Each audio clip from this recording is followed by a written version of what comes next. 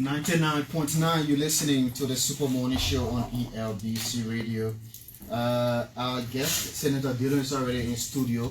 But this is what I'm going to do. I will, on the line now, before I speak with Senator Dillon, along with my Mr. Dan Saye. Mr. Dan Saye was on the flight as Senator Abe Darius Dillon, and also Senate Pro Tem Yomli Lawrence. I think on the ASCA flight, that reports had it that Senator Dillon was booed, he was jeered, as well as the Pro Tem. Mr. Saye, sorry to do this, but you're live on ELBC's Super Morning Show. My name is Vafle Kamara. Good morning to you. Vafle, good morning, and pleasure talking with you. Great. Can you confirm that the Montserrado County Senator was booed and jeered on the flight as you were, along with other Liberians from Ghana to Liberia? Well, let me say this first. I think there are more important issues that this country should be discussing than, some of these kind of petty information that you are now confronting me with. I mean, from Accra to Monrovia, I can't recall, I can't remember, I can't reflect on anything regarding any atmosphere of booing of anybody, including Senator Dillon. I remember we were trying to vote, and there was a guy, very, very, very active guy. He ran from the front. He came. He said, "Oh, I've been hearing about you." Is he a Liberian? He's a Liberian. He said, okay. He said, "I've been hearing about you, Senator Dillon." He said, "In fact, I voted for you 4 times." And this is my first time seeing you, so I'm excited to see you. So we all laugh, but so you contested 4 times, and well, about it, and then he walked away. He went in the flight. We all strolled and got in the flight together. So if somebody said somebody booed Senator Dillon, probably it happened in. Sorry. Yeah, go ahead. He heard about Senator Dillon for a very long time, and he has voted for him 4 times, and he was happy that for the first time he's having that interaction with Senator Dillon. Okay, I just thought to call you up and make this clarity, because Senator Dillon will be confronted with the question, whether he was booed or not on the flight. But thank you very much, Mr. Saye. Thank you very much.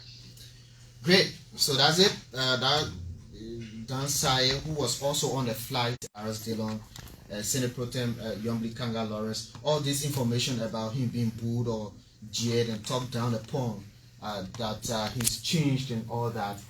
Anyway, I have my colleagues, Torim Kennedy of Busha Radio, Chokon Repu of OKFM, and Tatas Dasi of Joy FM. This interview is being relayed on a couple of radio stations, including Punch FM 106.7, Radio Bushot 98.1, Radio Duba in Grand Bassa County 89.1, in Buchanan Joy FM 101.5, at OKFM 99.5, a couple of radio stations including a few other radio stations across the country. Premium FM in Bangabong County is also relaying this special to the Senator. But gentlemen, I'd like to say good morning and welcome to all of you, Tatas, Chokoin and Turin. Good morning, Babe, and good morning to our listeners. Of course, journalists never foreigners, so we are back on. Sure. Good morning, Vavle. Thank you. Good morning to everyone following us, and it's a pleasure having with us Senator Darius Dillon. And I see it as an extraordinary opportunity to form a part of this interview. The last time I was here was when we had the opportunity to speak with then Vice President Joe Howard Taylor, and I was sitting in the same capacity. So it's good to be back. Torim? Well, again, thanks to everyone. Thanks to you, Vavli, for the opportunity. Thanks to Senator Dillon also for such an opportunity.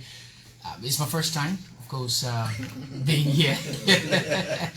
And yeah, I want to thank the management headed by Mr. Facon for the work he's doing. I think there's been a great transformation here at this institution. Thanks to you, Vavli, and the rest of the guys. And let's also confirm and inform you that Hot FM is also relaying this interview. We have online TVs. Hope I can get their names. Anyway, Senator Dillon, good morning, welcome. This is your second time after I think how many years? Your first time. It was so funny the first time you said, as in when the last time you came here, you couldn't even remember. But Senator Dillon, thanks for coming. I mean, it's a pleasure to have you on this special interview along with my colleagues. Thank you, Vavle. And let me say good morning to all of your co-hosts. Tada Darcy from Joy FM, Tom Reed Kennedy from Radio Bourgeois, Troko Wepu from OK FM. We have Pram FM relaying, doing simulcast. We have Hot FM. Pram FM is 105.5. Hot FM is 107.9. We have Radio Duba there in Grand Bassa County. We also have Ablije Radio in Grand Bassa County. We have Punch FM online and radio. We have several online stations, platform carrying this interaction live. I want to say thank you for the invite. I just wanted to give God the glory for life. Yeah. Every time you wake up with your head on your shoulder, you give God the glory. Yeah. Yeah. Yeah, so I mean, it is intentional to have these radio stations relay this interview because we thought that is very important. Let me first of all confront you with the question of you being booed on Aska Airline. No, man, look, don't waste my time. No, you have to. No, I will answer you. I mean, for the sake of the listening audience, look, I have said this before, but the answer is no. It's not true. It didn't happen at all, and nobody in good conscience can say that. You understand the political environment. Somebody will soon be looking at us and say, we women are without marriage. When they get found in Vietnam, they got to find something. Look, I'm a democratic person. Booing is an expression in democracy, meaning of displeasure. Clapping, cheering, is a democratic expression of pleasure, in what you're doing, support. So, whether boo or not, it's a democratic expression. But did it happen? But I said no, it didn't happen at all. Look, President Ellen Johnson Sirleaf was on that flight. Dan Sai, who just spoke, was on that flight. Paul Sekou Kone, the vice president of the University of Liberia, he was on that flight. When they entered, they met us seated already. And when we were seated, it was not playing from noise. I came through the VIP. I was in the VIP in Ghana. President Sirleaf, the pro tem, and myself. Anybody who has traveled and know about VIP escort in any country, they take you straight to the plane door. You don't interact with people. Were you jeered or jeered at? Because there's a difference between boo and jeered. Yeah, when you were at the VIP or on the flat, did anybody enter and call you fake light? I mean, the light was off, Chinese light. No, not at all. It didn't happen. The politics of the day is to make Dillon look so bad and ugly, and he has changed. He's the worst thing in the country. We regret what we voted for him. That's the game. And only smart people will understand that this is a game. All this thing is about 2029. The fear of 2029. And I'm not prepared to talk 2029 talk. I'm prepared to govern every day. Okay. Beginning from the day Joseph Boakai was inaugurated, our focus was to govern every day. Correct the missteps, make sure that they will move forward. So those who fighting for 2029 now, they should ask CDC. But has that been a changing strategy? At the time you were more vocal, you were more public. Now you with the government, you doing everything more private. Is that what you're saying? Not just more private. It's good, this is a good question for us to start the discussion. The Dillon who was voted in 2019 and re-elected 2020 has not changed. Not at all. But the mood has changed. The mood has not changed. Not at all. If you follow that is why as chairman on the Senate Committee on Information, even though I'm chairman as well on the Senate Committee on Foreign Affairs, as chairman on the Senate Committee on Information, we are returning to session tomorrow. This week we will apply every effort to ensure that beginning next week and until we close in December and until the legislature closes in 2029, ELBC, this state-owned broadcaster, will carry the proceedings of the legislature live, especially at the Senate, so that people can hear for themselves, know for themselves, and not be told how they want to be told. The Dillon of yesterday was the reason why we opened the Liberian Senate to the people. The Dillon of today is the same reason why the Liberian people know what's happening in the Senate and the things that anger them for us to change them, or if they are angered by what they know or hear, but they are angered out of misinformation, we have a responsibility to clarify the misinformation or to give them a proper understanding of what is happening, how it is happening, why it should happen, and when it will happen. And the Dillon now, I'm telling you, I support this regime, this administration. I am a brainchild of this administration. It is insensitive, it is immature, it is unreasonable for me to be the one from day one to start to beat my own baby already. I got to give the baby time to learn, to crawl. And to do some correction from within. How many times I haven't stood up against my own government in the Senate? How many times I voted against President Boakar's $41 million budget because I was demanding domestic debt payment list that I voted against throughout in the Georgia government. I voted against President Boakar's $41 million budget, insisting that we must get domestic debt list. And what happened? When the actual budget came, domestic debt list came. All senators and all members of the House, or at least I can speak purposely to the Senate, all senators got a domestic debt list. Today, we have stood up our ground to say, Mr. President, the way you are appointing some people in tenure position, it is in violation of the law. We're not confirm those people. Okay. No. It's good that you name two. I can go on. No, we got a lot to talk about. Yeah, so I will start with you, Tatas. Yeah. And then two quick things, very quickly, before we go to our colleagues. Senator Dillon, you talk about advancing within. Yes. And such is the reason. Can one say that such is the reason why you'll be coming up in the Senate as you return? That maybe the pieces of advice that you're giving within not being adhered to, or are they being taken by the people? I mean, by the head of state that you have been, the government that you've been advising within. As much as I will advise the president, as a lawyer or member of the government, I have a oversight role to play. I have a law-making role to play and representation role to play. And we have not dropped the ball on those. When the president sends a bill or the president nominates somebody, and if in our view that person is not a fit product for that place, we step on it, we kick against it. When the president sends his 2025 national budget and we see that is that program based as we were demanding out of the Georgia government, we kick against it. When ourselves in the Senate proceeding otherwise, like we used to proceed under the Georgia administration, we kick against it. And we have to change the narrative. We have to change the story of our people and our country. But when the government comes in newly, it has time to settle. I've always said, We're almost in a year. So that is why Exactly. that is why you see me, I'm out now. 9 months is sufficient now for us to have our footing. Okay. The 2025 budget should tell where Joseph Boaga wants to carry this country. This 2024 was a beginner year. And into this 2024, the national budget for this 2024 was passed in April. You understand? It was passed in April, 4 months in the year before this government had a proper budget.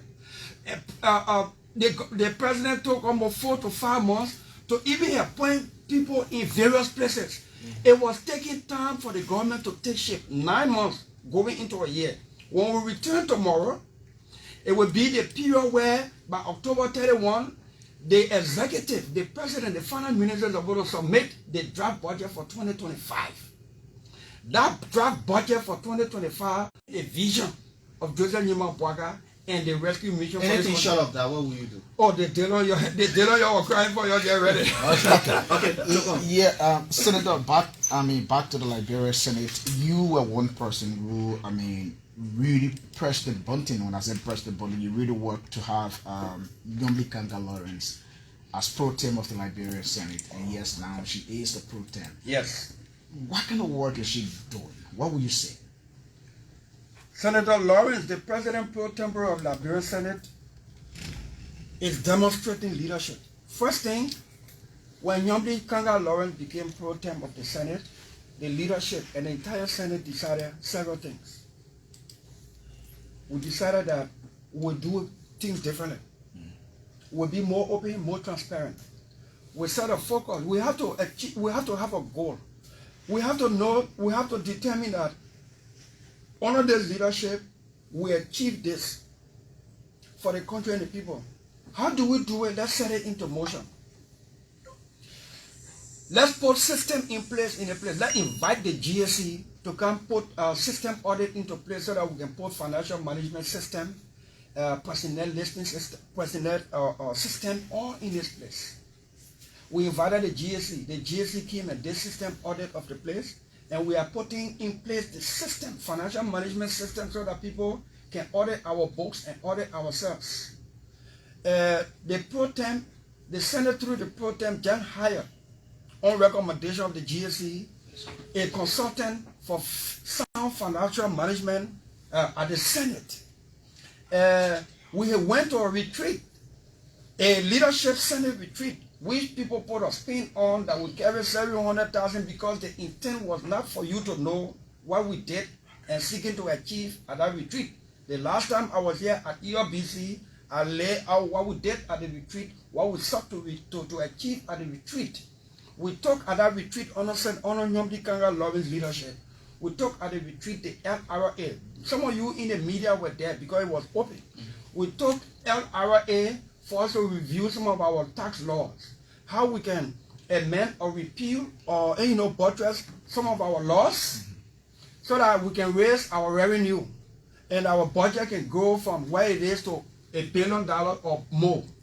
We took the NBC. The NBC is the National Bureau of Concession that is responsible to ensure that concession companies, investment companies, will comply to the terms and agreement of the concession.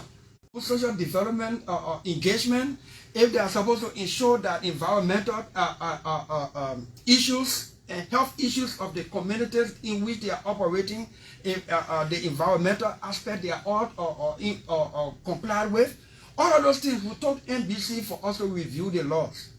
We took the very GSC to give us feedback from the audit that they conducted at the Senate so that they can give us the recommendation how we can go about implementing all of those things. Coming back to implement these things, somebody dumped $700,000 on that retreat and it annoyed the country, and so nobody wanted to hear, and which was a lie though, a complete lie.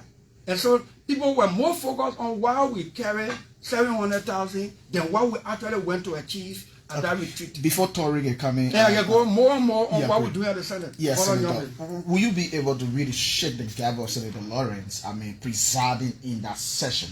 Yeah. Knowing you being Senator Dillon and how close you are to her. But I shook her gavel, and I keep telling her, Everybody knows me. I voted against President Bwaga's budget, $41 million budget. Who was presiding? Nyomli. President Bwaga nominated several persons to tenure position which did not meet the requirement of law. When they read the communication on the floor, I raised motion rejecting that will not confirm. In fact, will not even hold confirmation hearing of anybody who is going to any tenure position that the law is questionable. Who are presiding? Nyomli. Do the media report it? No. But they love my Facebook post for what I'm holding my grandson. They say, yeah, Dillon grandson, you get wet grandson. You know, because of the plot for 2029. No way. I mean, the media reported that you voted against the budget. When I say the media, let me be clear now. Yeah, some of the political media and talk show, some of the political media and talk show people, you know, because it's calculated, it's planned. Let's go after Dillon. Anything he's doing, if it's positive, don't report it. Look for anything that appears to be negative. If it is not negative, you can find it, make one. Like the quote-unquote airport, Ghana airport saga that didn't happen at all. You know, so yes. And I've told the pro tem and my colleagues, I say 9 months to a year is sufficient for us to shake. I sat down with the president. It's a privileged conversation, so I will be careful what I put on the microphone. I sat down with the president in New York, more than an hour or so, on governance issues. And the president gave a lot of assurances of what we are about to do. And I was clear that 9 months going on forward, no more babysitting, no more honeymoon. We will either shake in or shake out. But we got to deliver for the people. Okay. All right, Senator. Yeah, I'm quite concerned. I remembered during the previous administration, the likes of you and that of the current pro tempore of the Liberia Senate, Senator Yogi Tenga Lawrence, so particular about an item-based budgeting and a budget performance report. Yes. Next year we're going to be discussing another budget. Right. Now, are we hopeful of seeing or requesting for a budget performance report? Are we hopeful of seeing an itemized budgeting? Because you used to say that when, for instance, the Ministry of Education, if you budgeting something for the Ministry of Education, they should tell you how much is going for instance, armchair for this public institution. Correct. What is going for this place, what is going for that. So do we hope to see this in an administration that you supported? If you follow the cabinet retreat of last weekend, the outcome of that retreat, one of the comes from the outcome of that retreat is itemized budget. That is a success that the cabinet has not seen the need for us to do itemized budget. First, you must have program-based budget. Program-based budget means this year, for instance, we want a program on rehabilitation. When you have a program on rehabilitation, the budget for that program must be itemized. So you say, program for rehabilitation, 100 million. That's a bulk figure. Come down now to the budget fine print to itemize it. So that if you want to buy a chair, you itemize how much for the chair. It's easier to account like that. It's easier to hold people accountable like that. But you got to have a program-based budget. So when people say, increase the budget of this other entity, it's not sufficient. What a program? What do you want to do? You just want the money? For instance, sometimes you hear the security say, we want more money.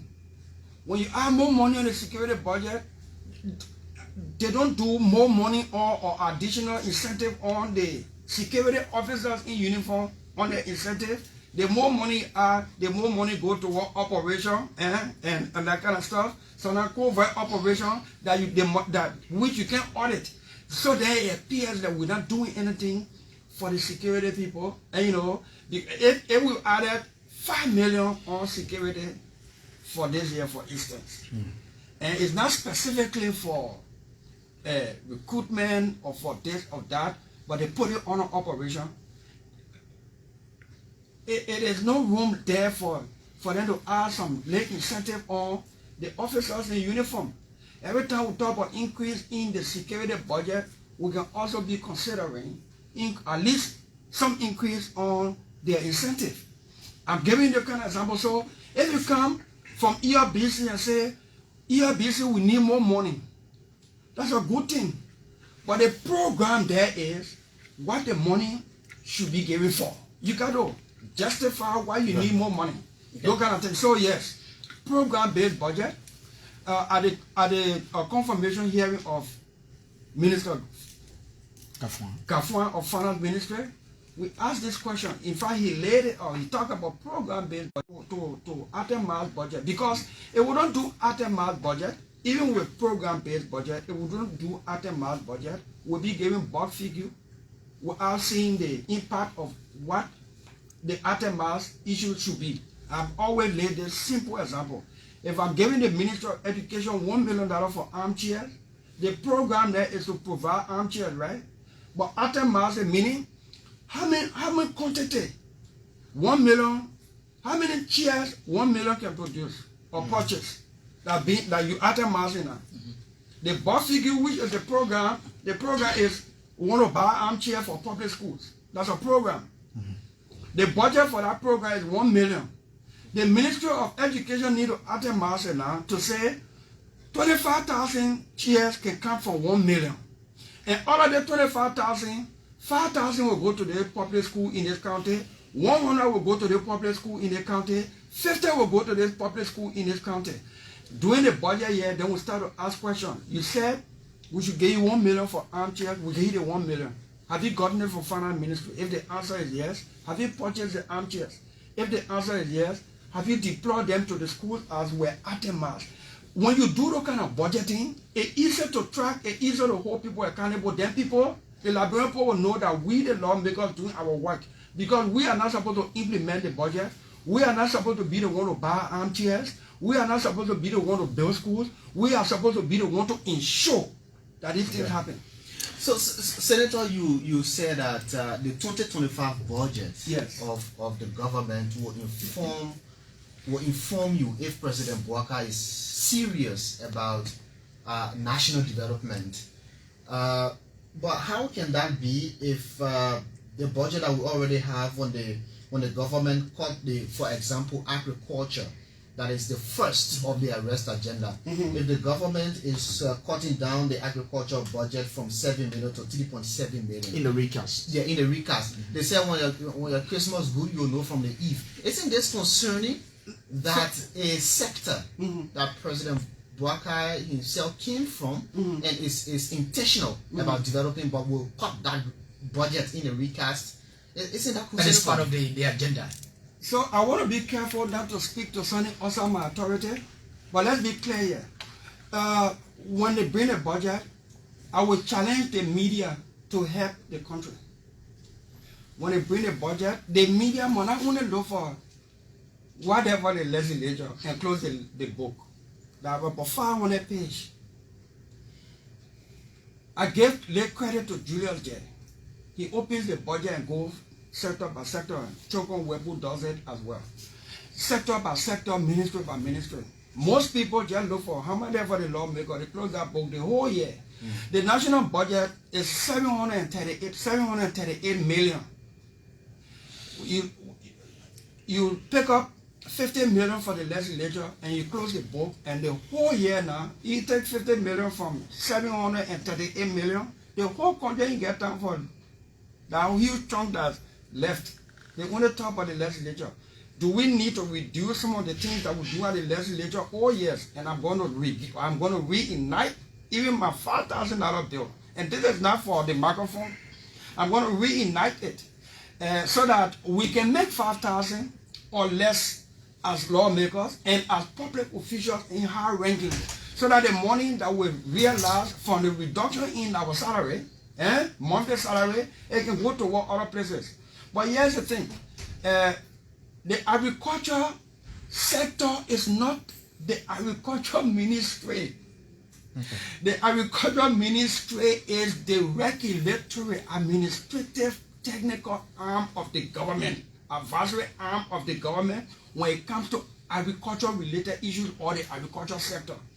So when you see 1 million to carry, 3 million on the side to, I'm just throwing off figures, to CDA, the corporate development, and all of those, MACRA, all of those institutions plus donor funding, they all form part of support to the agricultural sector. The agricultural ministry is not the agricultural sector. The budget for the agricultural ministry is primarily to operate the ministry and for research purposes. For employees, for salary, for benefits. No, Senator. Don't do that. Don't put a spin on it. We know that the agriculture ministry is one of the ministries that is heavily donor supported. Correct. The agriculture, health, education. Right. They have so many partners. Right. The fact is, most of these donors suppose they are matching kind of thing, matching grants. So right. they look at what the government has to match right. with what the partners have. So right. if the government is not doing its part of the bargaining, yes. it will weaken the interest of these donor partners. Agree. So it's not a spin. I'm trying to tell you the agricultural ministry, that entity alone is not a sector. You got LAGRA, which was true.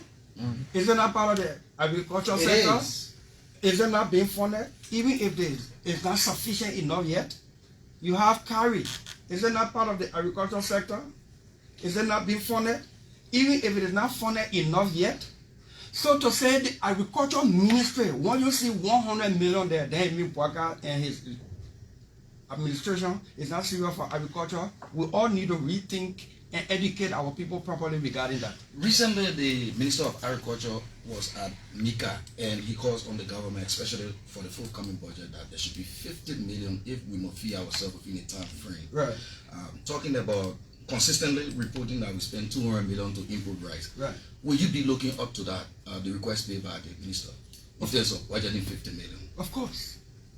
We have to support this. If we want to feed ourselves, we have to support the programs that will cause us to feed ourselves in the time to come. And when will we feed ourselves? If we don't start a process leading to feeding ourselves. So these are some of the things we're going to be supporting, and we're going to be looking forward to the 2025 budget. And let me restate.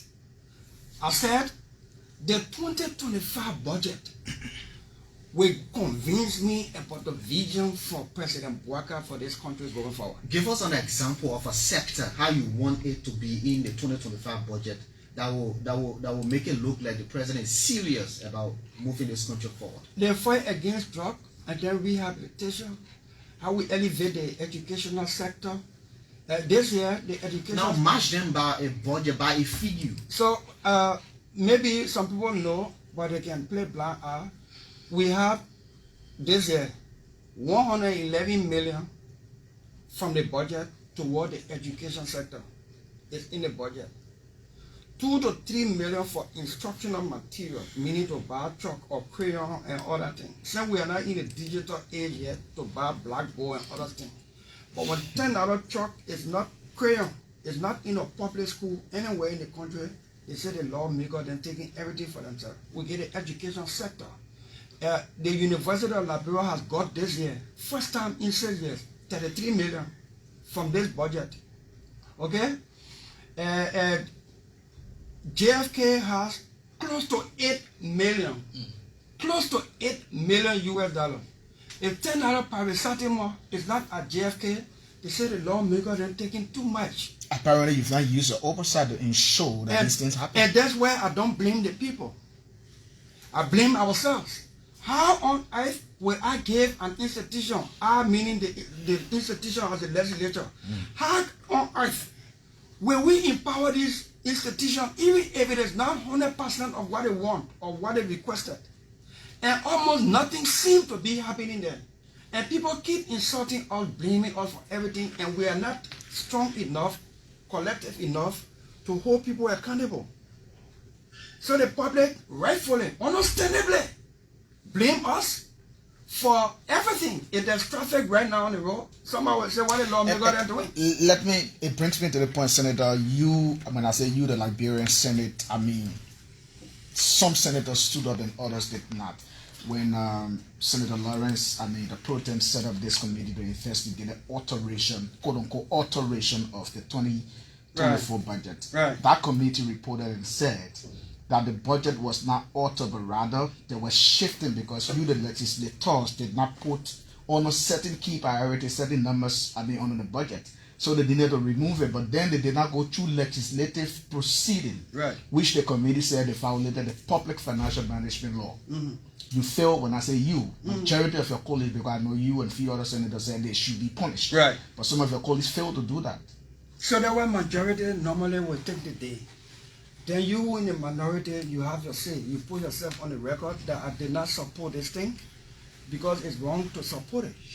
And there was no criminal alteration of the budget. The initial information that came out was some lawmakers or some people from the executive mansion went in the budget and told 20 million I get home. You know how our society is hyped up already, politically polarized, and people thrive on the first information they hear. Some don't even wait to digest the information, whether it makes sense or not. They just run with it. They start to insult, they get angry, they get disappointed. So the motive, the intent was to make people angry and make it look like we're not changed so bad, we're not turn from good to worst. And we just doing all kind of things in the Senate. And we went in the budget and told 20 million account. Hey, my people, the budget, that book, a paper, the budget, they just put it on paper, say, we're expecting to collect the amount. When we collect the amount, we use it like this. That's what budget is. For some people to make a appear that people went in the budget and told 20 million account, it was never true. Did anybody criminally, deliberately alter the budget, maybe for their personal gain? No evidence has shown so. We did a public open investigation of this thing about budget, quote unquote, alteration. Public, open. You know what used to happen before? We had ELBC carrying us. ELBC was, I think, carrying Lone Star game, but we have most of the other institutions there carrying this investigation live. It was on Bourgeois Radio live. It was on one or two other radio stations live.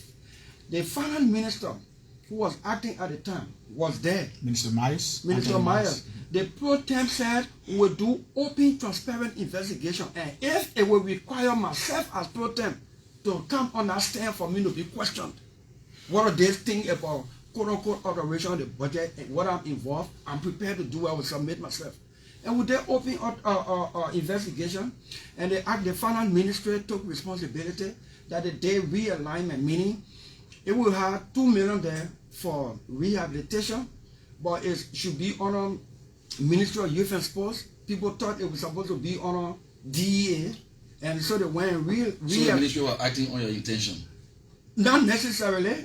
No, but the Ministry of Finance is the technical arm to know how the budgeting stuff. So if we have money, for instance, for technical education, and they put it on and it was put on a Ministry of Education, they will redirect it on a Ministry of Youth and Sports, because the technical education aspect is under the Ministry of Youth and Sports. But the figure of the budget, the mean figure, when we passed the budget, it was 738 million. When they did all the realigning to put figures to where it probably belongs, the figure remain 738 million. Okay, so the report talk about violation there, and then there's no punishment. Come again? The report talk about violation of the law. Yes. We should go, with punishment. Why didn't you punish them? So we can recommend punishment. If somebody did something in violation of the law, it is not within the jurisdictional authority of the legislature to punish them. Why did he investigate them? You can investigate and make appropriate recommendation. And if you went back to the findings and what the vote was, part of the motion, and I insisted that the president of Liberia, who is the chief executive of the country, should be communicated to with our decision, warning the folks in the executive never to ever do it again. Okay, there was a form of reprimand with it, so I voted for them to be punished. Okay, majority voted Not to. So I made an amendment to that motion that we not want to vote here among ourselves and leave it here. We should communicate our voting decision to the president with a caveat. Okay, sir, that so never should that happen. You don't rush your thing and go, you say, I don't come with you. So yeah, let it go, you got to take it one step at a time because you got plenty to talk. Now, Senator, I'm concerned, right? During the previous, I always like to make reference to this because she was very vocal. I mean, you complain on some of the things you complain on now about having the numbers. Before you complained that you did not have the numbers. Now this is a government. Now Liberians will expect that the fact that Senator Dillon complained before that he did not have the numbers, probably because they had senators who were supporting the government at the time, he will have the numbers now that he's the government of the day, and we have people in the Senate who support this government, and that those who supported the previous administration also stand firm on making sure that the right things are done. So if we still complaining about the numbers, then it gets me now to start to ask myself some hard questions. What is happening at the Senate with this number issue? Chief, politics has a way of having people to relax a little. Let me tell you one practical thing. Some people may not like it. Anytime there is a nomination, you will not believe this country. If they nominate somebody,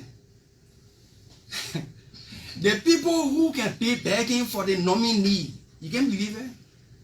Once it is their interest and their relative or their friend or somebody who they know, don't ask that nominee question. They don't beg you, please confirm the person. Oh, but the person get issue, mama just leave that one there. But when there's somebody who they don't know, they want you flex all the muscles on that person. It is a catch-22 thing. It only takes the grace of God and courage to stand up and maybe lose friends and have feelings along the way. Do we have the number to get things done over there? I don't know what we have voted no on, especially on nominations, on budget. I don't know where the Senate have voted no, meaning institutionally, to say no. I don't remember anything. Do few persons vote no on something, but they don't have the number in majority to vote, to carry the day? Of course, yes. I am Darius Dillon. I will continue to vote according to the details of my conscience and what I know to be right. Yeah. Now, let me come there. Still on the budget, Senator, and that will be my last question on the budget. The fact is, the budget is being closely monitored and scrutinized by our international partners. Right. The fact that a lawmaker from Bon County will claim that a hospital is being built in Bondwe, in my district, and there was money put in the budget for that hospital. Right. But come to think of it, the hospital is not existent, but money is there. Right. Our partners, they are concerned that the budget is being used as a canopy. Correct. For corruption. Right. What can you say to that? That's one of the things we came to rescue. You know, when you have to rescue something from in a deep pit, in a deep hole, the NJ and sanctions are imminent. The NJ on that particular thing. the NJ that is being used down that hole to rescue that thing and bring it up to the surface. When people don't know what you're doing down there, sometimes it's difficult to appreciate what you're doing until you bring it to the surface. When people use a budget as a tool for laundering money and extorting money from the country through those means, we have to rescue it. It's just like you take over an entity and you have to go find those names. It takes time. So this 2024 budget, I'm not saying it's perfect. It delayed. We were beyond time with a lot of things. And so the 2024 budget passed the way it passed, even though we did some scrutiny, not sufficient enough. The government had to run. We were delaying. Government shutdown was imminent.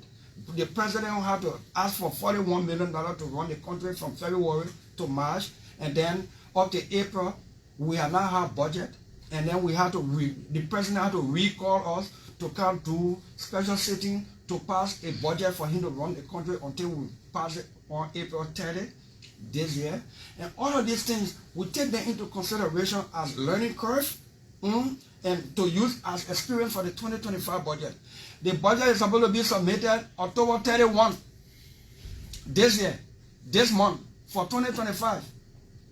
As a member of the rescue mission, I am using this platform to call on President Bouaka and the Minister of Finance to make sure we meet the deadline. The reason the PFM law says that the budget should be submitted at least 60 days prior to the passage is to give sufficiency of time to the legislature to properly look at the budget. But if you delay, you postpone the time to submit the budget, and you submit it 2 weeks to the time we start to pass the budget, 1 week to the time we start to pass the budget, 1 month to the time we start to pass the budget.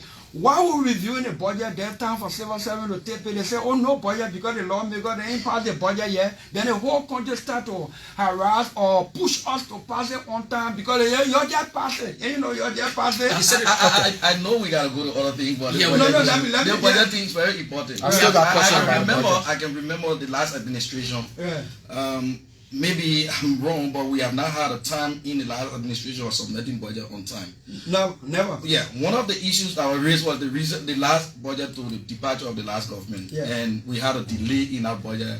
The president communicated, and you said, look, let's reject the president's letter, correct, and send it back. Correct. I want to be hypothetical here. Yeah. If for any reason your government delay, right, will you travel that same road? Postman, Dillon has not changed. I have been maturely understanding enough to know that I brought this government. I had to nurture it from the beginning for it to take footing. Does it mean that I like President Bouaka so much that I would kill my own future if I had any? You guys all? No, I mean, I could collapse today. Then I could collapse today. The only thing that will be left is legacy. You understand? But what I'm saying, I don't like President Bouaka so much over the country. And in order to like President Bouaka so much, you must hold his feet to the fire. And thankfully, as close as I am to the president, I'm not serving at his pleasure. President Bouaka and myself, we got 2029. We got the same time. He can fire me, so I can look at him with courage to say, no, sir. Okay, so okay, I'm coming. I just said on the microphone, I am calling on President Bouaka and the Minister of Finance to meet the deadline of October 31 this year to submit the draft budget for 2025. That is what the law says. Going forward, every instance of breach of the law, we will make it clear. We will speak to it and we state our position clear. The budget must be submitted October 31 this year for 2025. We changed the legislative calendar year. For more than 12 years, they repealed the thing they call agricultural break. No more agricultural break for the last 10 years or so. With the change by law to constituency break. Why did they do so? And under President Weah's administration, since we had to meet the protocol and best practices with the ECOWAS budget calendar year, we changed our fiscal year from starting July 1 to June 30 the following year. We changed it to calendar year. Once we changed our fiscal period to calendar year, meaning from January 1 to December 31, we went back and revisited our break law, constituency break law, to split it into sessions. So that we can come back like in this October, and then we'll close in December for the year. We'll close the first session for the year. October 31 is the time by law for the draft budget for 2025 to be submitted. I am calling on, urging the president, prevailing on the president and the finance minister. And I'm going to ring this tune every week this month until we reach October 31. When we cross that deadline, they will hear from me again. Okay. Chogo, you got something? Yeah, so Senator, you like directly put it, rescuing is rescuing. And there's been cries from across the country about how people in SOEs are earning some whooping sum of money across the government. Yeah. Do you care to stand firm as that DeLong we saw 2020, 2021, 2022, 2023 to look in the face of the president and say, look, people are earning too much money in government and I mean a lot of money going towards recurrent expenditure for our budget. Do you have that courage to do that? Of course. Will you do it? Of course. I have said this to the president before. You know, I said to President Bouaka, and I'm going to make it public because it happened and he demonstrated it publicly. I said to President Bouaka, our fight against drug money demonstrated by you. In your annual message, you will state, Mr. President, you will state that we will do drug tests and beginning with you. In his annual message, he stated that drug will be a public health issue and that he will lead by example by taking his drug test. And after he did that speech in the hall at the Capitol building, when he was leaving, he came straight to me and shook my hand and said, I put it there. I put it there. So let's do it together.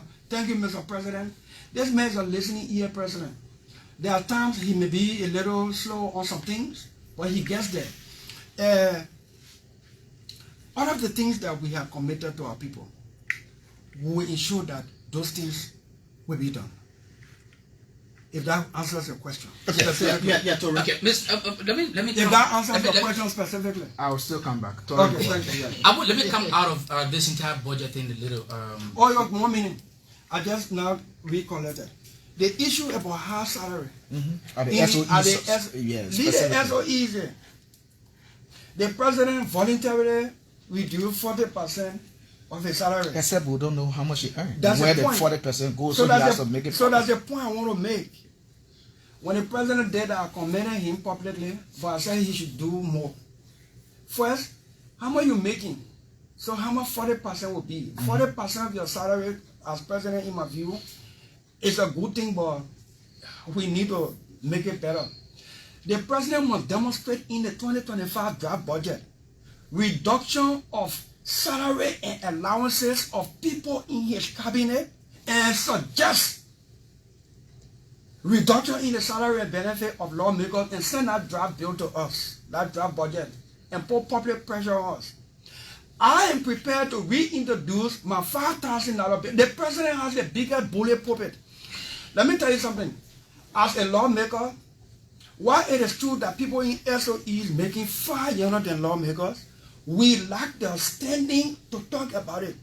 Because we are the ones who are supposed to ensure that any public money before you use, we will approve it. Some of them are your friends. So that, I come in, this is serious, Chogon. Thank you.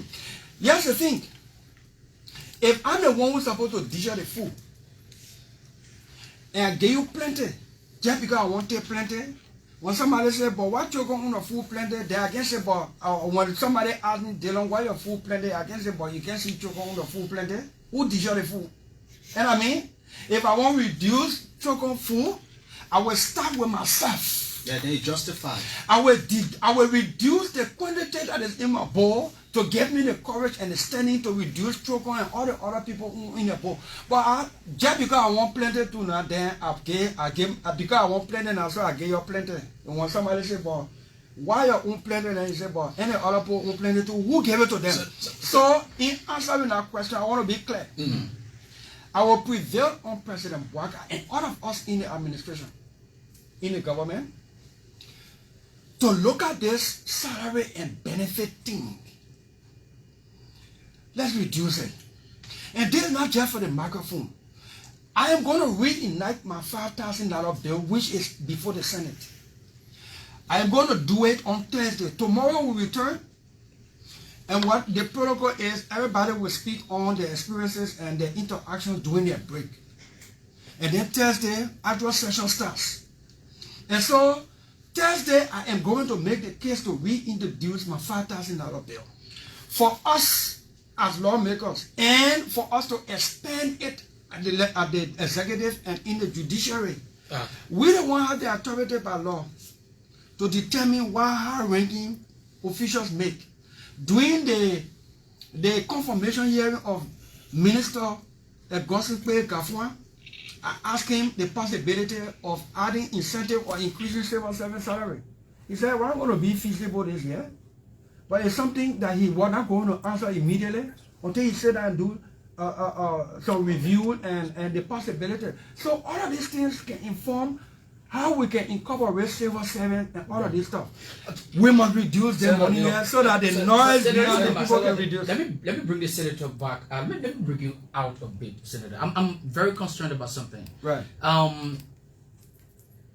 Liberia is like a lady who's been frustrated for quite a long time. Yeah. And it depends on your administration as that man who has promised them that change. Right. Of recent, there was a mounting pressure on the commerce minister after he purchased a vehicle worth over $50,000 US. Yeah. From public pressure and all that, he resigned. Right. And there's a release. There was a release from the executive mansion, which points out the president accepting the minister's resignation. And let me just read you the third paragraph, which says, the president noted that while Mr. Moda has contributed to the development of the ministry during his tenure, the decision to make such a purchase at this time reflected poor judgment and a lack of sensitivity to the current economic environment in the country. This statement has brought the president under scrutiny, and there's this allegation that the president is riding the vehicle that costs close to $1 million. What can you say to this? The president riding a vehicle that costs close to $1 million? That's a speculation in the public. No, so you as a journalist, don't be speculating, inform the public properly. My understanding is that a fleet of vehicles valued at $1.1 million was purchased, including bulletproof armor vehicle. Not a vehicle close to $1 million. A fleet of vehicles, including for the vice president. Okay. Including the vice president? Including for the vice president. I think 1 or 2 for the vice president as well. Okay. Bulletproof armor vehicles. Is it justified? Maybe it can be another argument. But when somebody say they bought one vehicle for the president for close to $1 million, that's money loud in Italy. Okay, so just an addendum to his question, will you also back us for Mr. Moda to be further investigated? Mr. Moda used indiscretion to have taken the amount of money to purchase one vehicle. When they made a request to LRA, and LRA provided an amount for them to purchase vehicle, if Ahmed Moda had taken 96,000 or 100,000 and bought 3 or 4 pickups for various departments to do the work of the commerce ministry, there would not be all the noise.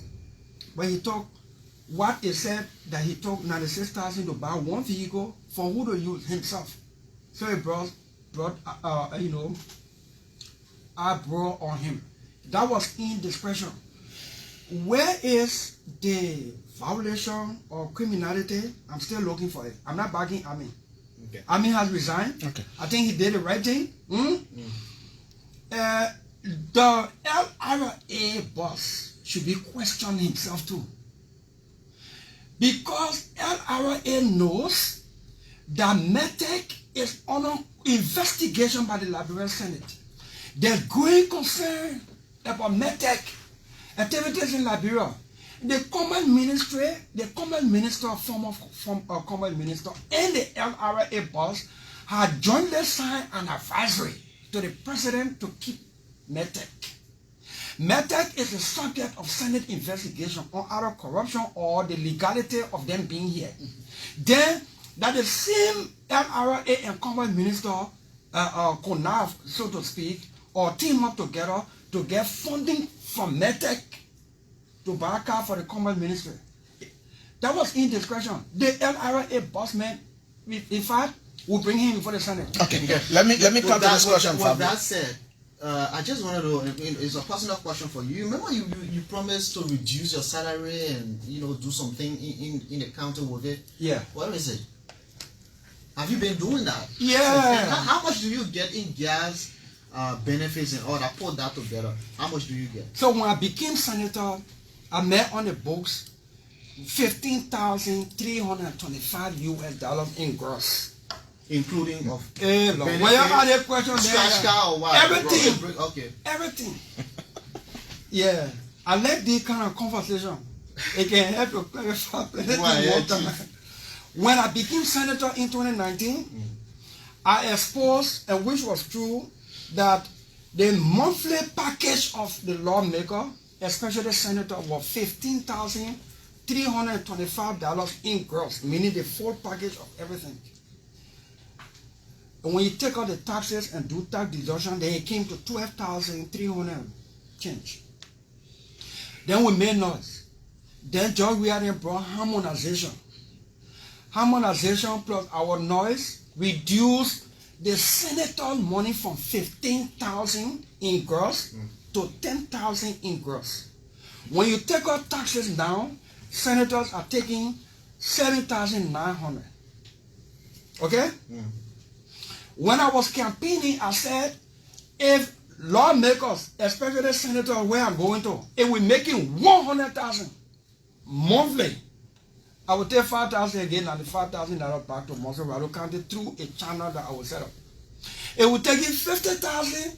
I will take $5,000 monthly and give $45,000 back. All the recordings are there, videos and audio, they are all there. It will make it $15,000. And it was speculated before I went there and we found out to be true. I would take $5,000 and get $10,000 back to Monserrato through a council, county council that I would set up. Well, when my first pay was under the harmonization budget, so I then called a press conference with you, the media, and said I have taken my first pay, and in keeping with my commitment to Monserrato, I told pay 4 months when I began. 4 months after I became senator. So then, what did I do? I wrote a check of $12,000. The video there on KMTV and everywhere, including on my page and you name it, OK FM and all the media institutions. The videos are there unless they delete them by on my page. I issued a check of $12,000 to the council. What did they do with that first $12,000? Go to Newport Street. The market at Newport Street, in fact, if nobody have ever at Joy FM because the market right near Joy FM. Have you been doing it? Have you? Yeah, Lord. Yeah. You know how many people been asking the question? I need to break it down. Go ahead. Thank you. It will extend the time. It will extend the time. And if I as chairman on information, in fact, as chairman on information broadcasting on the Labrador Center, it will extend the time. It will extend the time. Part of that money renovated the Newport Street market. Since that market was built, sometimes in the other 70s or late 80s or early 80s, nobody touched that market. Go there. I renovated that market from that money. Go to New Matadi. The Central Matadi Mosque. I visited the mosque. The community and the mosque people asked me to build a sanitary facility for them. Anybody who is a Muslim, I'm not a Muslim, but people who are Muslim know the importance, religious importance of bathroom, and, attached to a mosque. We built a 4-room facility there. I mean, sanitary, bathroom, toilet facility will come over. Put it there. That whole Central Matadi, that the place, most of the people can use it there. It came for that money. Go to PHP, district number 7, down PHP, by the South Beach. That one-time deduction, you talking so. Bossman, that one-time deduction, I'm telling you how much we gave. The first time was $12,000. Subsequently, because said the money reduced net to $7,009, I said I will add 100 there to make it 3,000 every month to return to Monserrato through that council. I'm telling you what they did with that money during the period. Go to PHP. The public toilet facility there, we put in Camol and everything, refurbish that place. People don't defecate on the beach any longer at that place. We did it. It was not touched for years. Go to Corner here. There's a place they call Corner here in Bureauville, district number 17. The former representative, Hassan Kiazuru, and I went to dedicate that. There's a hand pump in the corner yard somewhere in district number 17, where that morning the people asked for that, and that money was used. We did a poly tank to pump water for the people on Ashmore Street. While we were in the process of releasing that money every month, 3,000 every month, in keeping with our commitment, then we opened the rehabilitation center. At the rehabilitation center, all the media institutions in the country were there, including BBC carried out report that a government official in Liberia has opened a rehabilitation center to rehabilitate drug addicts and people with mental health issues. At that occasion, today the president of Liberia, he was former vice president, Joseph Nyiman Bwaga. He was a keynote speaker. He was present at that occasion.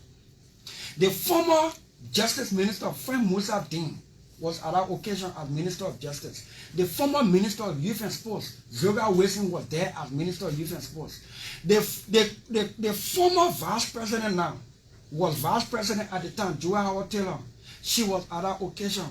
A host of citizens, happy jubilating citizens were there. When I made a pronouncement that the 3,000 I was giving back to Mossoraro County to be doing small intervention, I will use it here to rehabilitate people.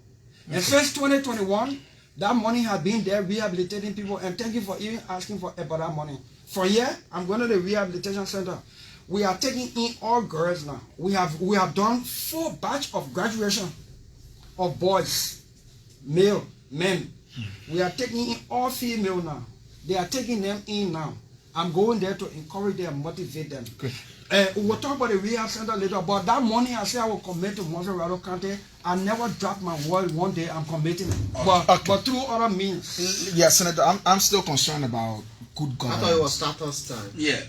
And I want to come back. Let me ask my question. Let's come back to the whole salary issue. You know, under Article 36 of the Constitution is clear. Yeah. That you elected official, lawmaker, they must pay you. Let me count out my money. They must pay you. And in that payment, you must make law that payment will be fixed. Yeah. It will be straight. Say they don't carry $2. Yes. Let other one know. Yeah. So if Senator Dillon is here and saying, oh, the president reduced the salary, but we already know, and this is the point that we need to know the president's salary. Right. And the Constitution says you must make law that will tell somebody to carry $2 home or $1 home. Then where are we? It means that you're not fulfilling the promise of the Constitution? No. Technically, if you went to the budget, you see office of the president, basic salary. That only one person will get. So you have to divide out basic salary by 12 months. But it should be by law. That is why I put a bill on the floor. And when I put a bill on the floor, you think for people to reduce that money, that's small thing. No, I come in. It is for us to do what we like it or not. That's the point I want to make. If we don't want to reduce our salary and we don't want to have the authority to do it, let's leave the legislature. The Constitution says we should do it. Some people argue that, oh, but the budget are law. It says it should be fixed. People should pick up the law and know how much a lawmaker or a minister or a president is making. Not to be guessing and doing division and multiplication in the budget. It should be fixed so that when they sign the budget, from time to time, every year, everybody knows how much a lawmaker or a minister or a director making. There's some people in the government making huge amount of money, plenty than lawmakers, but everybody are the lawmakers, and we're bringing the eye on ourselves because, for instance, how is it we gave JFK money to operate, and no paracetamol or $40 bed to JFK. Then the people see, oh, in car, you think they will get vexed? Why we can make JFK put mattresses there with the money? Why we can make JFK have the paracetamol with the money? Why we can make JFK buy the medical equipment that will heal our people with the money? And then when we find out that it's small, then we increase it. But when they post no paracetamol to JFK, they don't know that JFK has almost $8 million. They just see a lawmaker in a car in vest, understandably. And the people don't see a truck, crayon in a public school. They don't know the budget for the education sector is $111 million, $2 to $3 million out of which to buy crayon and all that thing. And the crayon are there, we're not asking questions, we're not holding the minister accountable. The people are justifiably angry when they see all vehicle. And when they hear how much we're making, They get time for how much FPRC making? Do you hear them say it? Do they have time for how much MPA making? And all the other institutions, they don't say it. The people know they are lawmakers. And they are justified when they deal with us. So we can straighten ourselves up in our place with a budget of 738 million and the whole country only talk about 50 million and forget about the rest of it. Don't you think that call for concern for us to wake up? So the law, Article 36, says that our money or our allowance or benefits should be enacted. We must enact it. You in the media, the public listening, forget about whether it is Darius Dillon or not. Join me. Join me. Let's put pressure on all of us in the legislature so we can pass the law setting our salary and our benefit. I'm concerned about, the issue of good governance, and it brings me back to declaration of asset. Right. The LACC had said some 900 plus public officials are yet to declare asset, in keeping with law. Right. And listen to the president, and Mr. Bwaga is sounding like he's begging his officials, pampering them to declare the asset when they have violated the law. Why would the president be doing such? I'm asking because you're close to the president. You're one person who have always, called for these good governance steps. The president is, in my view, enabling the violation. The president, in my view, is enabling the violation. Sack the people. Suspend them. And let's even put it apart from asset declaration. Why are people who holding party official positions still in government? He also obviously talked about that. He asked them to resign. No, it is not time to ask people to resign after 9 months. The law says when you take public office and you can manage political party, the president is supposed to be angry but not righteous anger. And I just said 9 months to 1 year is sufficient time to have pampered the baby. For it to so you're coming Osana. You're coming Osana. So yes, asset declaration is serious. It is the first step toward proving that you want to be accountable, you want to be transparent. And if we drop the ball on even just the courage to hold people to declare the asset, then we are running into problems. Some legislators have willfully, refuse to do such. The people who can punish the lawmakers are the people who put them there. Chief. So we'll wait for other now says there before we take action. No, you see that the problem. No, but you're beating on yourself. But you see that the problem, yoga. And I'm not afraid of saying that. Who told you say when you elect Dillon for 9 years and you don't let the thing Dillon doing, especially when you're proving that Dillon not doing the right thing at all, then you will wait for a whole 9 years, you get there. And 2029 will come and you will see, hey, your time will finish. No. They said the vacancy can occur in the presidency or at the legislature by reason of resignation, death, incapacitation, and what have you. Resignation can be voluntary or it can be forced or compelled. If 20,000 people or more go to that Capitol building, and I'm making an example of myself, so it can spread on all of us. Because if the people don't hold us accountable and we think laws onto ourselves, that what can happen? Why should lawmakers, why should we pass law and don't respect the law? They say declare asset prior to entering office. 3 years into the office, update your asset. Some people been in the legislature from the time Jesus came and went back to heaven, and they have not declared the asset. What happened to the pro tem asset declaration? The pro tem declared her asset. The secretary and her office did not complete some other requirements that the LACC required, and so the LACC deemed that she did not declare. That has been corrected. But coming back to the key issue. So the LACC record shows that she's when the LACC sends its updated listing, it will be reflected. Yeah, it will be reflected. Okay. And her office will tentatively, appropriately speak to that. But I know this for a fact. But there was a bad press generated on her. Yeah, the reason it was not that bad because the public generally saw that she declared her asset. She had a press conference and she made it public. What would you say on that general? But I'm telling you what the public is thinking. I'm part of the public too. So but listen, family, the public did not generally actually get angry at the protest because they saw her declare her asset publicly. The procedure to learn it at the LSCC was not followed by her office and the office of the secretary, so it was deemed that she had not declared. Okay. And we agree with the LSCC. So now she has corrected it. The next update from the LSCC, I can guarantee you that the protest assets declaration will be clear up. 1 minute, 1 second, please. So back to this thing. The president, no, the president must act. Okay. I'm calling on President Boaka to act. Nobody who in a government has been properly commissioned by him to be in office more than 30 days should be in office without having to have declared their asset. But let's be careful too. It's not everybody appointed by it's not everybody appointed by the president is mandated by the code of conduct to declare asset.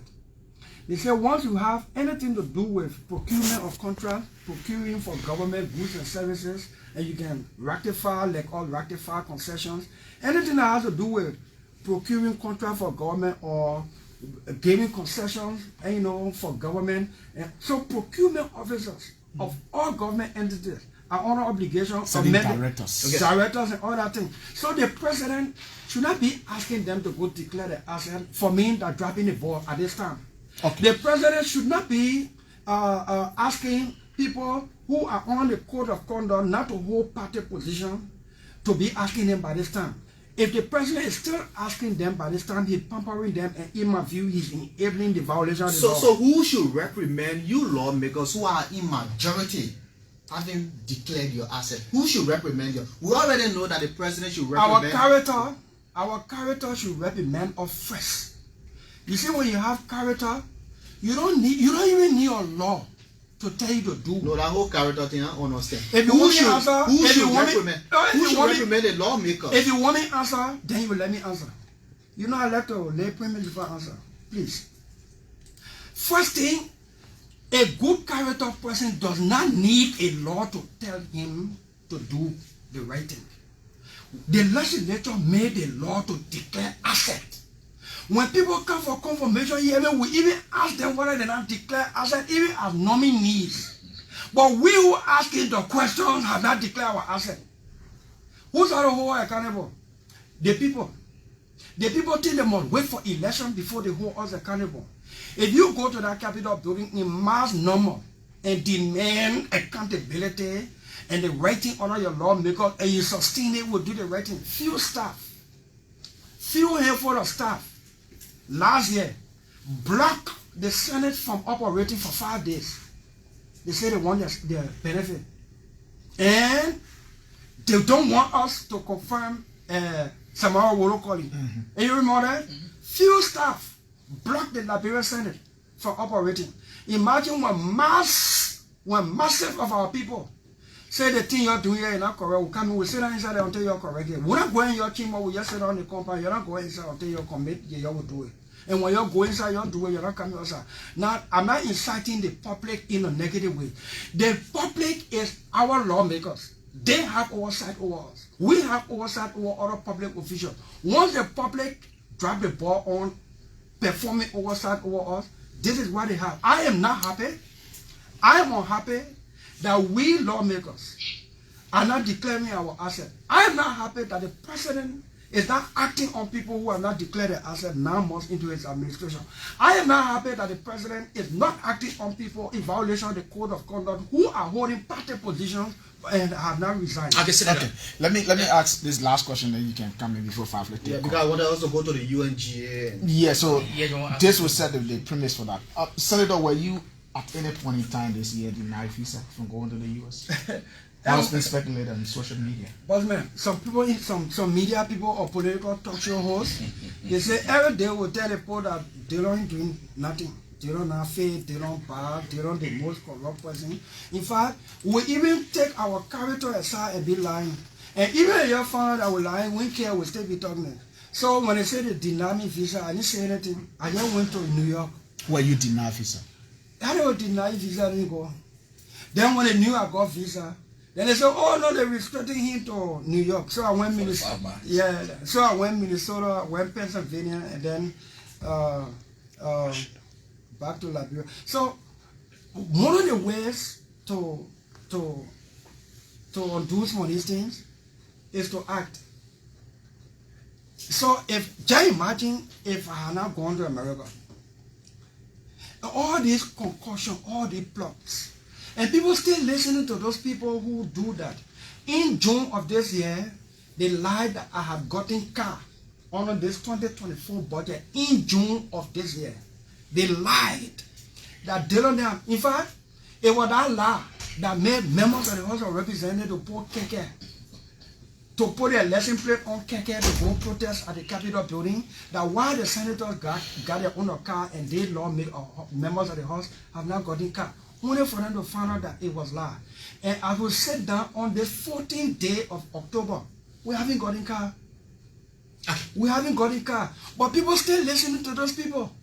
So what just as people listen to you in the last administration. Let's talk about, as chair on foreign affairs, do we have a clear strategy as we launch our bid for a non-permanent member on the United Nations Security Council? Do we have a clear strategy on how we can win the votes? And also, did you recommend to the president for these ambassadors that we're having on foreign missions, whether it's Washington, Europe, anywhere else, to be recalled and send new breed to rebrand and re-image the country as claimed by the president that he wants to do that? This is why he's doing all of the many travels that he's being criticized for as well. Thank you. So, as chair of the Senate Foreign Affairs Committee, which makes me the third ranking official in the Senate, we want to commend the Minister of Foreign Affairs for the role she's playing. In my view, the Minister of Foreign Affairs is the most performing minister so far, re-imaging and rebranding Liberia out there. Liberia was a non-permanent member on the Security Council. By 1961, Liberia was holding that position. Right now, Sierra Leone occupies that seat, and it expires by 2026. But the election is next year, June, 2025 June. So we went to New York at the General Assembly. I spoke at New York at the UN headquarters to launch Liberia's bid. The president of Liberia did. He was there. He spoke. President Ellen Johnson Sirleaf was there. She spoke. The president pro tempore of the Senate was there. She made remarks, and the foreign minister presented the case for Liberia before our partners. The strategy we're using is to engage, and we've gotten the vote block of ECOWAS. We've gotten the commitment of some AU countries in Africa. Congo Brazzaville is also vying for a seat, and so we are teaming together. Where they are strong, they complement for our weakness in loitering out there. Where we are strong and they are weak, we complement for the weakness on the international politics. So the Minister of Foreign Affairs left the country yesterday regarding the same initiative.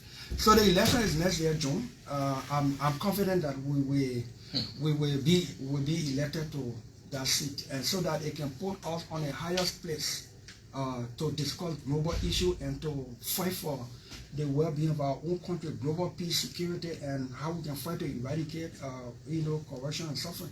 Good. Did you recommend recall of ambassadors? Did I do? If you did recommend some of these ambassadors to be recalled. The Ministry of under the authority of the President, the Ministry of Foreign Affairs instituted an investigation, and the outcome of that investigation, which has been endorsed by the President, was to recall some people, some foreign service officers, and I'll get back into that. And so we are in the process. Hopefully when the President returns from Italy, I'm not in the executive, but as chairman on foreign affairs, at least I'm briefed regularly, and I know this for a fact, that when the president returns from Italy, there will be some nominations for people to be deployed in the foreign service, and they will have to come for confirmation and will determine from there. Honorable Senator, I will ask a final question after this one, but every time we ask questions as journalists, it does not mean that we do not know the facts. Yeah.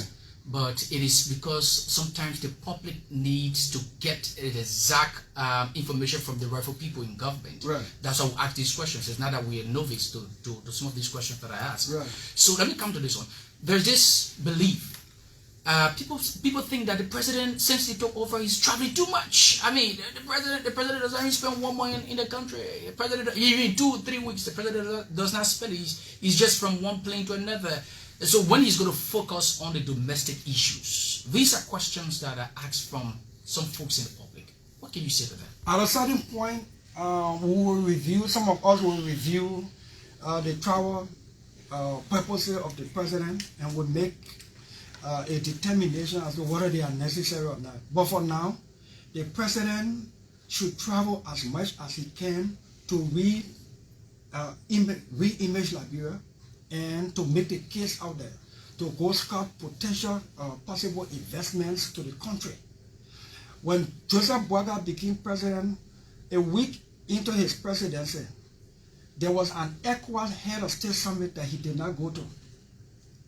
The newspaper carried that he's sick, he can't go there. The following week, there was an AU. The AU head of state summit is once a year. President Boaga, sometime in February thereabout, did not go to the AU head of state summit.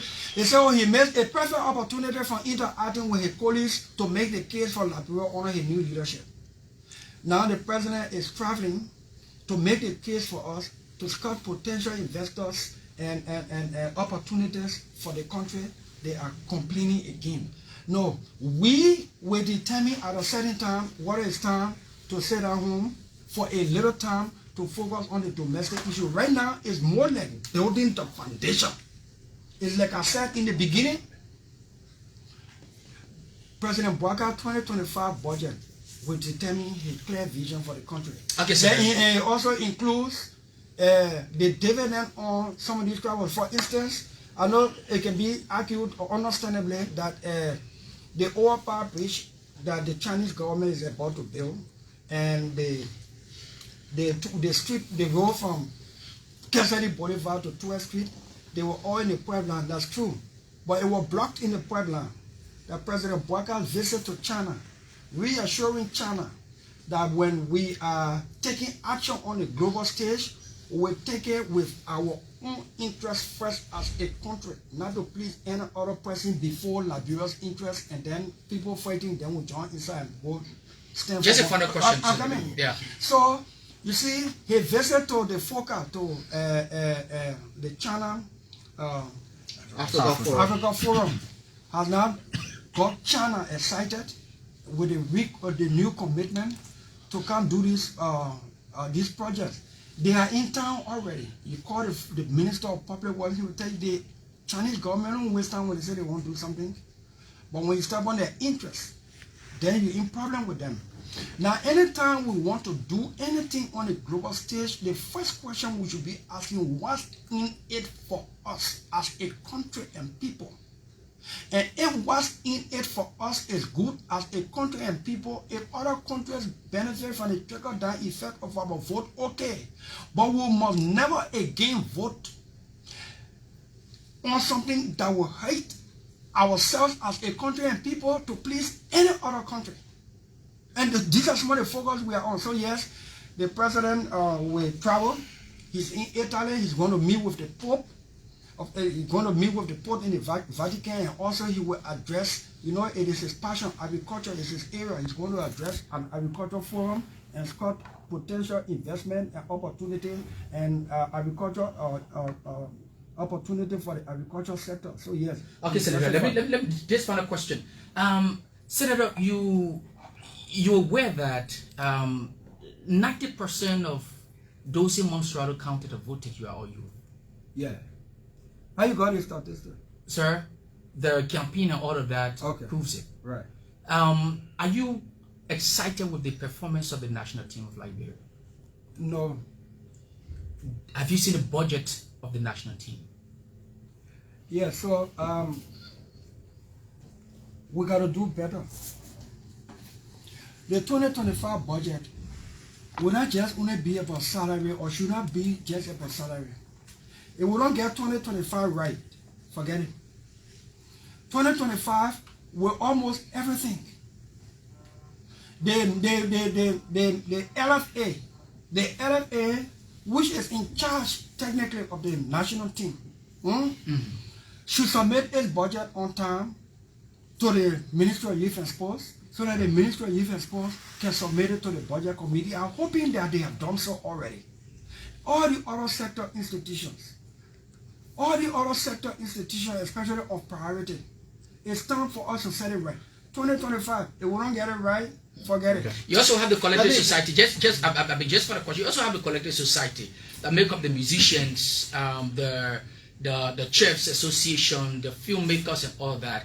There's nothing in that budget for them. Are there plans on the way to help these sectors? Because that's another way of reducing poverty. Everybody cannot be a lawmaker. Everybody has the different talents in them. Like I just mentioned, the footballers, you have the filmmakers, you have the chefs, you have the musicians, and all of that. They do not have the kind of support from national government, and they should have gotten a kind of support. Who knows? They could also contribute to the national budget of our country. Engage some of us too. I'm chairman on the Committee on Information and Broadcasting and Tourism. The entertainment industry is under that committee.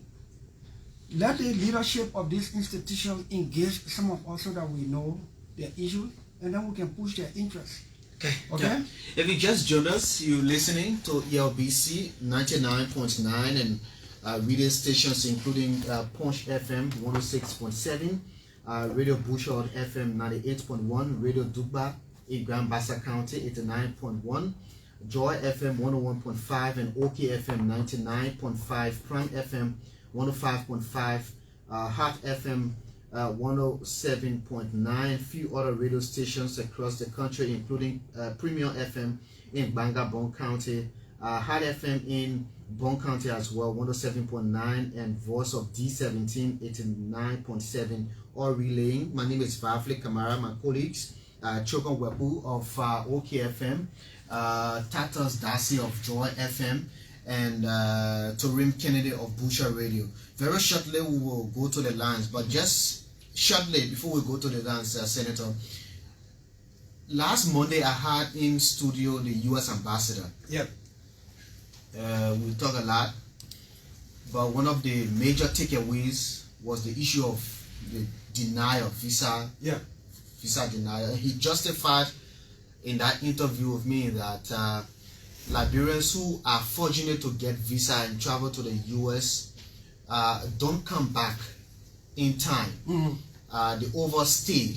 So as a result of that, Liberia is in a category of overstaying, visa countries, increasing our percentage to close to 82%. Yeah.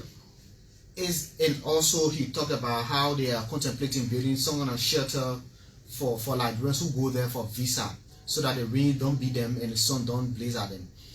Is that justifiable?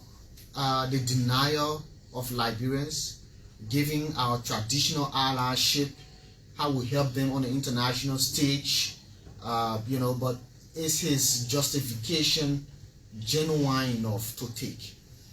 So we will not look for whether it's justified or not. We'll work with the U.S. government, and we have begun doing that. The Minister of Foreign Affairs is very proactive on this matter, and my committee, the Foreign Affairs Committee of the Senate, we have met on this matter. That committee has men and women, and that can push things.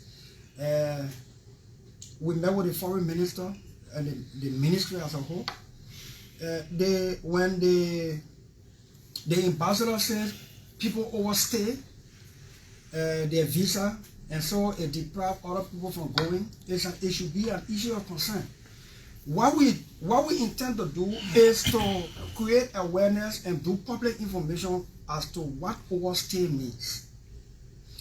If you apply for visa and say you're going for 2 weeks for whatever event, they will give you, they might likely give you 1 year visa. That 1 year visa, I mean, you go that trip you're making. You shouldn't be there more than 2 weeks. Or, especially if at the immigration desk in America, at the airport, that immigration officer will stamp in your book how long you can stay in America on that 1 year visa. But the key thing to look at is, I am going to my son's graduation. I'm going for 2 weeks. They give you 1 year visa. And you think because you get 1 year visa now you stay 6 months, you overstay the 2 weeks. How many persons knew that? How many persons know that? These are the kind of, because we got to do it so that we can be considerate for our own for our fellow citizens. Because if we go overstay, we are depriving another citizen. These things we have to review them along with the American government through the embassy here, through our appropriate agency of government. In fact, including 2-3 year visa on a stretch. We are negotiating all of those things. If you want 3 year visa in your book, we got to get 3 year visa to Americans that want to come here. If we give him 1 year visa to Americans that want to come here, Americans will get a 1 year visa that will want to go there. And if it is only about the revenue, because if we give one American person three years visa, if the person won't come 3-4 times in a 3 year, that person will only pay 1 time. The first time they got a 3 year visa, right? But in Liberia, we let revenue pay for everything. So we get a poor 1 year visa. So anytime they want come, so we can get it. Money. Then you want more than that. You want more than that. It also applies to the thing, the work permit issue. Okay. Before we close this session or early January when we return, I want to make it public already. I'm going to make the case at the Senate for us to summon the Minister of Labor. At his confirmation hearing, I was keen on the issue of work permit. Let me tell you something. Work permit issue is depriving thousands of Liberians from getting jobs in the private sector. Work permit. The government yesterday, day before yesterday, and I'm hoping we can review it so that we can make sense of it. The government then, before, and right now, we're making money out of work permit. So we don't have time for restricting it. Work permit is essential to people who are non-Liberians to come do a piece of job for 1 year that no Liberian in Liberia or outside Liberia knows how to do or want to do. Then you give work permit to a foreigner to come do that work. But there's condition. While that person is on that work for 1 year, they must train a Liberian. If it is a technical thing that the person came to do for 1 year, in that 1 year, they must train a Liberian so that after 1 year, that work permit is not renewable. It should not be renewed. That means that Liberian who was trained now will not take over. There are thousands, I don't want to say millions, there are thousands of public or private sector jobs, accounting and all the things, driving heavy duty trucks. We give it work permit every month, every year to foreigners when those job opportunities who have been given to Liberians. So, before the close of this year or early January, I'm going to make it my business so that we can get the Minister of Labor to come, so that we can press on this thing so that the law can be upheld. Okay. Let's take calls. Call us on 080-514-096, 080-514-096. or 0770581886. Let's hear from this person. Good morning. Good morning. It's not working.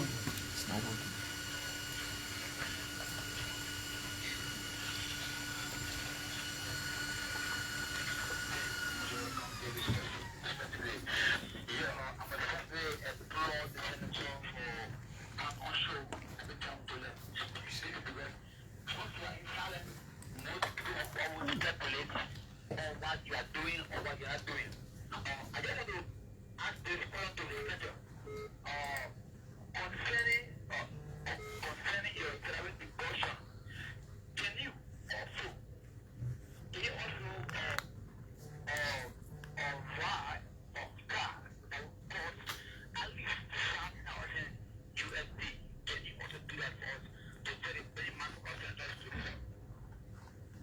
Okay, you will respond. Thank you. Good morning. Good morning. Yeah. Good morning. Yeah. Good morning to I'm talking dirty. This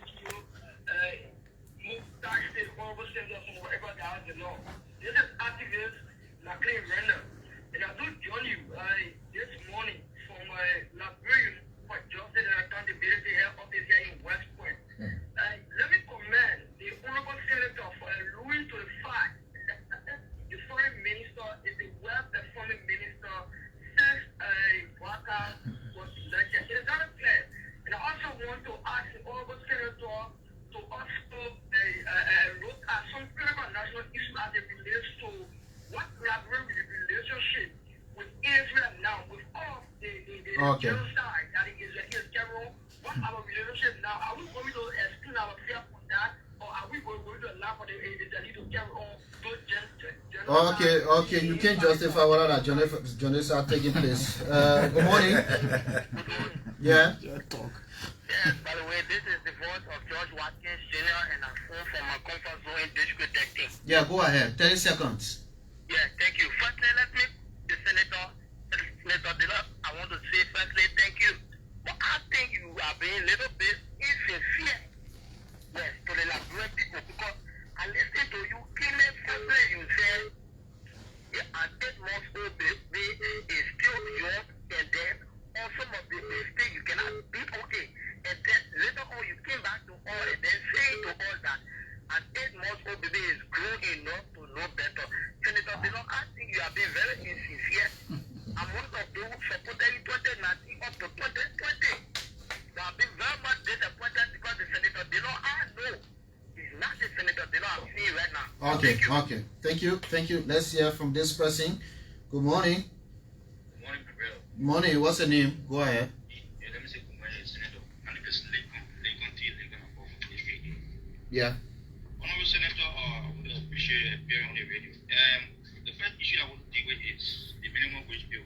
Honorable Senator, if I'm remembering and set me right and I'm still incorrected, the 53rd National Legislature says a minimum wage bill for skilled men at $6.50 and unskilled men at $3.50. This thing is killing us. This is why you see Lebanese are then giving us descriptional salary. I'm a student of engineering.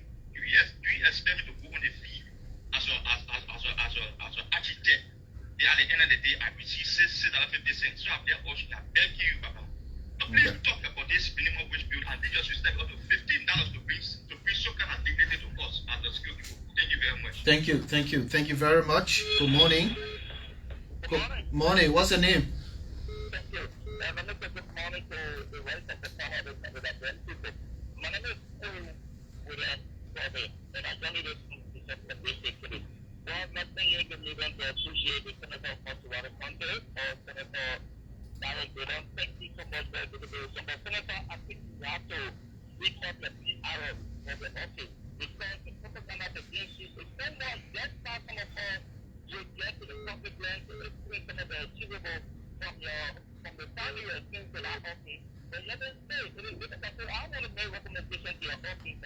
At the end of the year, you can make an additional with a newspaper to outline all of the deliverable as to what are the skills or regular communication, your social corporate responsibility. Okay. All of these things can be outlined to that newspaper. That if you say somebody, and especially if they want to start to bring that newspaper out, and show it to them so that you see how people at the office will run with it. Because we don't want to say, I ain't going to react like that.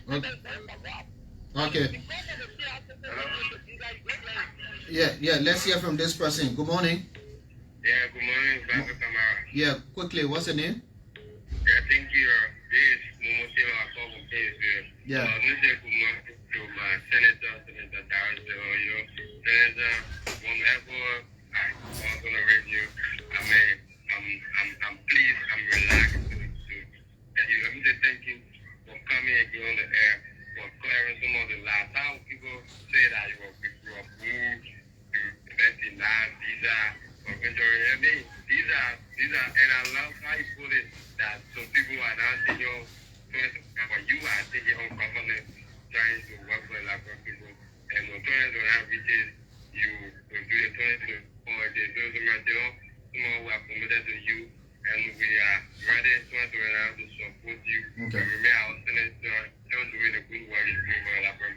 Thank you. Morning. Jible Inswa. Good morning. Good morning, family. Good morning. How are you? Yeah, go ahead quickly. Thank you so much for the opportunity. And I'm saying good morning to Senator Dillon, Chairman on Foreign Affairs. Good morning, Chairman. How are you? Good morning, sir. This is the Jible Inswa for the public. Let me say thanks to you so much. And let me use this opportunity, Liberian people, let our lawmakers, I wanted to take the spirit, the spirit of courage, like Senator Dillon. Because the problem of the conference, the senators, is the lawmakers. Because the issue of the constitutional mandate of evaluation of executive implementation is in the end of the legislature. So they need to take the courage. More of that, Senator Dillon, I want to kindly appeal to your office. The issue of going for visa, or a recent interview at the American embassy, we need accommodation. The place Liberians are standing in the street, you need to negotiate with that more. The Ministry of Labor, the issue of this permit, you posting your head to say that you're making revenue, is a complete disgrace to the country because you are Liberians who have degree and experience, want to work, they can't get a job, go and get a permit. You need to stop this issue and do a proper investigation. Okay, Jible. Thank you. Let's hear from this person here. Good morning. Good morning. Yeah, what's your name? This is Hannah Katamina. Yeah, let's hear you. I am a fact checker. Firstly, I want to ask a question, but before I ask, I want to get this straight. I was on a flight with Senator Dillon and Senator Kanga along with former President. I think we've passed that. Yeah, I thought that we've passed that. But Hannah, you can call me back. I thought we passed that. That was why. Anyway, let's hear from this person. Morning. Hello. Yeah. Good morning, Bobby. Yeah. I'm Edward Johnson. Yeah. I'm from Singapore. Oh, sorry. Let's hear you. Good morning. Senator, the legislature doesn't have the website. How can the public be able to get information from the website? What are they doing to ensure that we get a functional website for the legislature? Yeah, Hannah, you were also talking yeah, something talk about about the flight? Yes, I was talking something about the flight. Yeah, sorry, you I went was off. on a flight. I came from the African Church Summit in Ghana. So I don't think that was rude because when we were in the lab, I just said that they don't have passed, and then there was conversation at the back where somebody said that's the former life. Somebody said no, it's not the former life. He said the life. Somebody said our Chinese life. So it was just a conversation after he had said. So I don't think that can be referred to as he being jailed because he was not there where they were talking. It was just like after he had passed, and then everybody was sitting in line while worried, and then there was a conversation at the back. Yeah. So Yeah. So the website also, right? Yeah. so the Okay. website, the legislature doesn't have a website. I would like to understand when are they going to ensure that we have a functional website where we can find Click on WATCH Senate. Just put on your page. Yeah. Your page is a public page. Just put the website. The protest will speak to the launching of the website tomorrow when we open. I just wanted to read the website page right now so people can start going on it. That's part of the thing under the let's take the last call. we Morning. have a website now. Good morning. At long last. I'm fine. Your name, please. Yeah.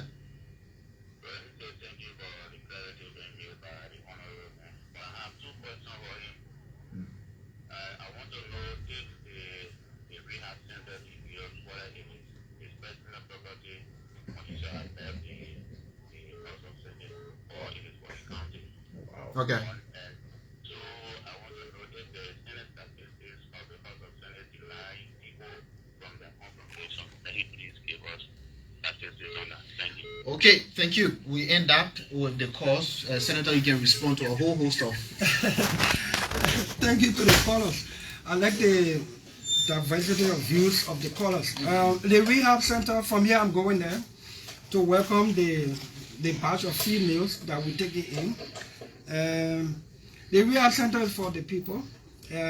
It's not Darius Dillon Rehab Center, it's the Center for Rehabilitation and Reintegration. It is being administered by a management team and a board of Liberian home and abroad. I did that thing because of the passion that I have to see our brothers and sisters and our loved ones off the street. I did it to share the light in a dark spot over the country that's killing our country. And so what I'm saying to that rehab center will continue because it is not only my money supporting that place. Liberians are doing it. So it's not for me. We did it because we we are the vision bearer of that place. We are serving humanity when it comes to that. What was the next concern? Yes, somebody was saying the website as well. Yeah, so I wanted to read the website, but I think I will leave it to the pro tem as we open it tomorrow. She will make an opening statement to that. The website is ready. Senators are populating with their information. It's active now on the internet. I wanted to read it already because the Nyombi Kanga Lawrence leadership over the Senate is not joking with openness and transparency. So tomorrow she will officially speak to the website issue so that people can start logging on. Yeah, so it's something, the fellow who talked about the decent work bill or issue need to come to my office so that we can sit and roll over some of these things for proper understanding. They will know how to push it. I like to be informed before I push something. Somebody asked about our relationship with Israel amid the ongoing crisis there. I think that was McLean Ramos' question. Yeah. So even though I'm chairman on foreign affairs, I want to be careful not to run the foreign affairs of the country, which is within the authority of the executive, the president and the foreign minister, through the foreign minister. I will seek some clarity on what our firm position, but I think I think the foreign minister, the governor of Liberia, issued a statement regarding the humanitarian crisis in the region and calling for ceasefire and calm. President Bugger made mention of that at UNG. Exactly. So at least I can speak to that fact. As to our relationship with Israel and any other country is the matter for the executive to decide, and if it requires Senate action, then we'll act. Okay, somebody asked that you should, bolster your PRO, the propaganda against you. No, I don't have time for that. Honestly, they both doing that thing. They're thinking about 2029. I'm not thinking about 2029. I'm thinking about every day how we can help the president and help and get the country on its footing. The politician will think about 2029. They don't want to give. And they said I will boo on the plane in Ghana. And they say that the politician and they say I will deny visa to go to America. And they're coming from America. You see all this. And they say I bought car St. June from the Senate. And today I'm still insisting that we have not got a car. The finance ministry record there. The central bank record there. We get no car. So all the people doing a political propaganda for 2029, I just want to tell them one thing. By the time CDC sat down in power in 2018, they start talking about 2023 and 12 years until they say where they are now. Anytime politician focus on his next election, he will lose it. Do the work now. And when the time comes, you can decide or the people decide. So I don't think about 2029, I think about today. Yes, I think we're running with time, and let me just let me just ask this last question. You talked about the issue with the non-permanent bid that we launched in America for the UN security something. Right. Now back home when that program was launched, there's this mixed view that what would be the impact of this non-permanency that we're seeking? When we get it, what will it do for Liberia? No money inside. But I would like for you to explain to us if there is any benefit in that non-permanency that we want, so that the public gets to know. If there isn't, why would we run after something that we get benefit on? Okay, so let me simplify it. When they say committee hearing, the committee hearing, all the technical thing they can talk it there. All the investigation, all the explanation can be done there. Then the committee sends a report to plenary for decision. So when you're a non-permanent member of the General Assembly or the Security Council, all the detail in conversation, all the deep conversation, you can be part of it. You can influence the final vote where people who got voting right can take. I just want to simplify that. So it's not everything about all money. It's a placement of the country at that level where every detail, every discussion about anything on the globe, Liberia will be part of it, and then we can influence what. Sometimes it will sound impossible. Who thought you would get influence American vote? if we non-permanent member, while we're discussing the details and the technical issue as to what the Security Council will resolve in a resolution. Who told you we can't talk to Russia, America, China and say, we think we see it this way. Doing those technical discussions, doing those deliberations, and you know, then the decision and the final decision is where the voting members of the Security Council go to vote. Okay, so let's be in our role, let's be on that table, let's know what's happening around the world. Then we can even push the interests of Liberia when it comes to eradicating hunger, poverty, and all that thing. Allez, mais frère, me say, oh yeah. Oh, you ready? Let's chat. Yeah, we chatting. Yo, what you do your thing? The moment we chat, you get your monologue. I can open the line. But I can talk. I think you're very loud. Let's chat. Wait, you talk for 1 hour and you say let's chat. They want monologue for a long time. They give you 30 seconds. No, not true. I'm clarifying. No. What you clarify? I'm going on the back. You know what secret I'm talking about, yeah?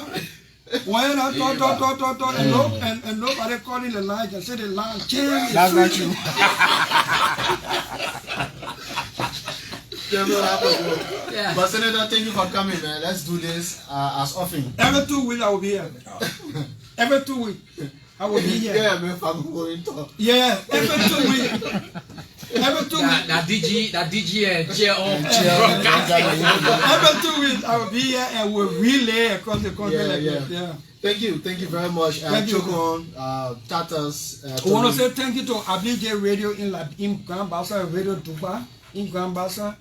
We want to say thank you to Palm FM, Punch FM, OK FM, Joy FM, Radio Bourgeois. I want to say thank you to ELBC for affording us the platform. We may not have gotten everything right. We're not the perfect person, but trust me. Thank you. Yeah. Thank you very much.